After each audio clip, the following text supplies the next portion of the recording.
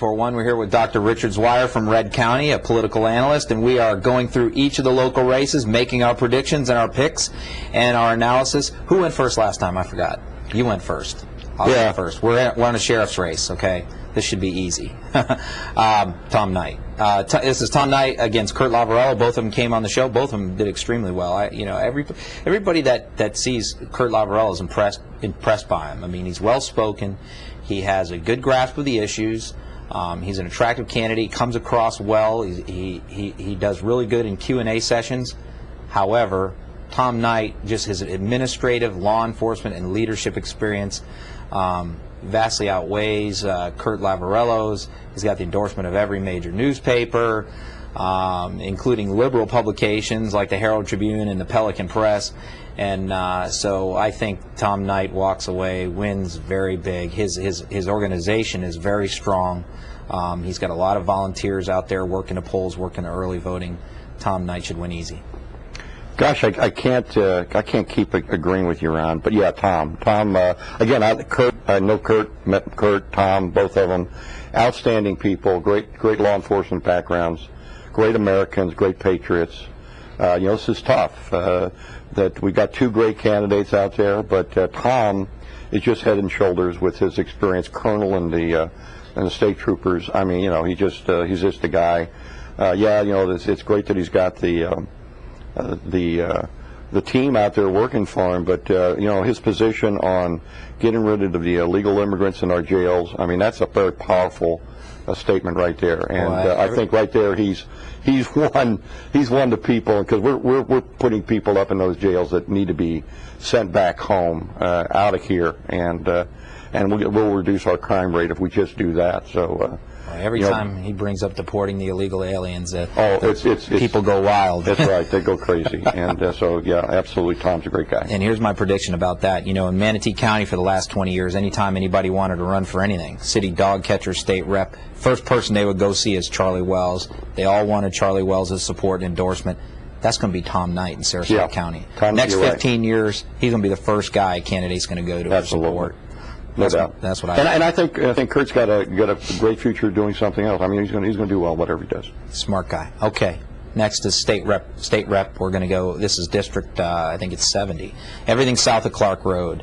Doug Holder against newcomer Sam Rosenfeld. Both guys again run good campaigns. Both guys very aggressive.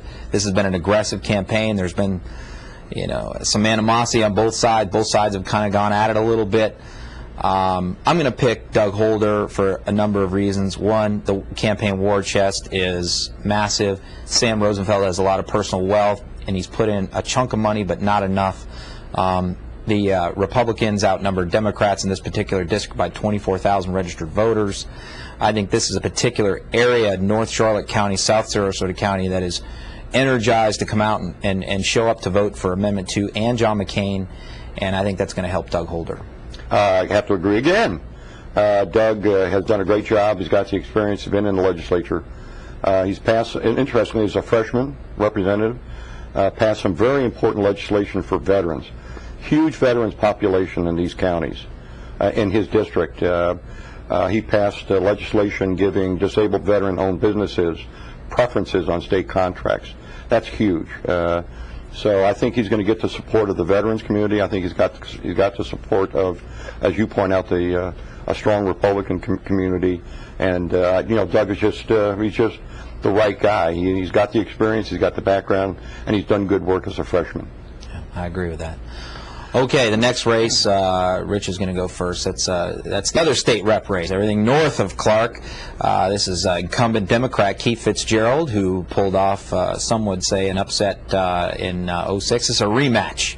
It was a very close race. But this time, Laura Benson didn't have to survive a bruising primary like she had 2 years ago with David Mills. And that kind of hurt her, I think, in the general. This time, she was unopposed in a primary. She's ready to go, but also Keith Fitzgerald has the incumbency factor going. This is a tough race to predict. This is a 50-50 race. Well, let me just say this. I ran against Laura Benson when I ran for school board. And one thing I learned is you never run against a woman who is absolutely gorgeous, who is smart, who knows what she's doing and whose name appears before yours on the ballot. I'm going to go with Laura. Laura is outstanding. She has done great work on school board. That's not to diminish Keith Fitzgerald. I mean, there's some things that he's done that are a little weird, but I think you're right. I think it was an anomaly last year. I think Laura would have won hands down. But we had the Mark Foley thing down south of us, and there was just this bad taste in the mouth for Republicans.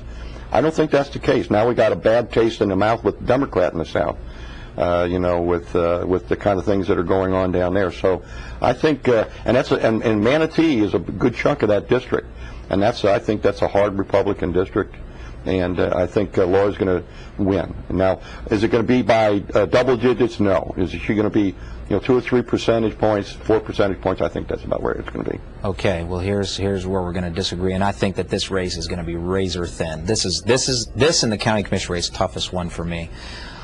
But this particular district, I look at the demographics of it. It is the north part of Sarasota County, and it's the northwest part of Manatee County. It's that new college area, Newtown area.